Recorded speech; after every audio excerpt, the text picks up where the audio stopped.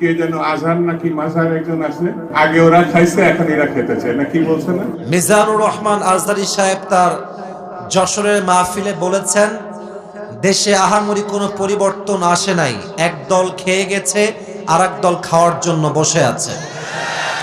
আপনারা বলেন উনি কি কথাটা ভুল বলেছেন না ঠিক বলেছেন? আপনারা বাঘের মতো আমাকে উত্তর দিবেন আওয়াজ করে। প্রিয় কলিজার টুকরা রংপুরের ভাইয়ারা, আজহারী সাহেব কি কোনো দলের নাম উল্লেখ করেছিলেন? এই যে আস্তে কথা বললেন, কোন দলের নাম বলেছেন? কোন ব্যক্তির নাম মেনশন করেছেন? উনি জাস্ট বলেছেন এক দল খেয়ে গেছে আর এক দল খাওয়ার জন্য বসে আছে, এতেই কিছু লোকের গায়ে আগুন ধরে গেছে।